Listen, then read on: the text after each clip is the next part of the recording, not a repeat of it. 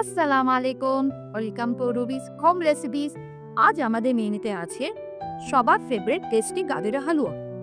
চলুন তাহলে রেসিপিটা শুরু করা যাক। গাজরের হালুয়া বানানোর জন্য প্রথমে আমি 750 গ্রাম গাজরকে গ্রেট করে রেখেছি। এবার একটি কুকারে 2 চামচ ঘি ও 4টে এলাচ দিয়ে ফোড়ন দিয়ে দেবো।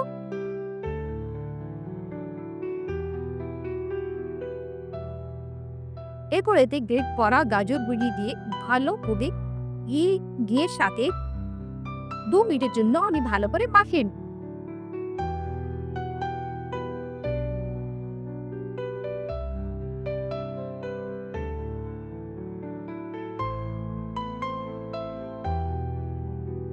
মাখানো হয়ে গেলে এতে আমি হাফ লিটার দুধ দিয়ে একবার নাড়িয়ে 10 মিনিটের জন্য কুকারের মুখটি ঢেকে দিই।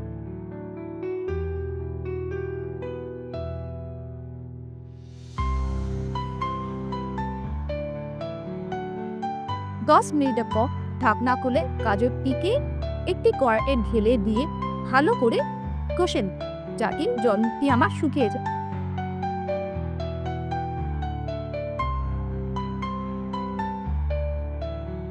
জল শুকিয়ে এলে এতে 250 গ্রাম চিনি দিয়ে মাখিয়ে নিই।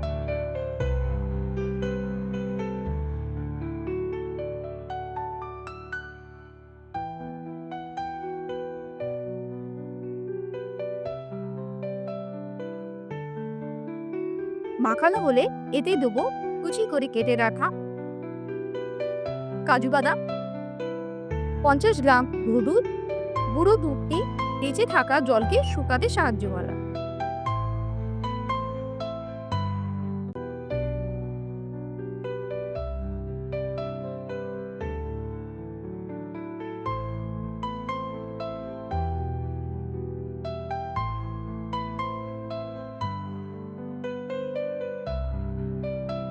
এতে দেবো আমি 150 গ্রাম ধোয়া ঘি।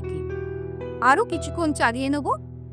সব কিছু ভালো করে আমার মাখানো হয়ে গেলে শেষে আমি দেবো 1 চামচ ঘি।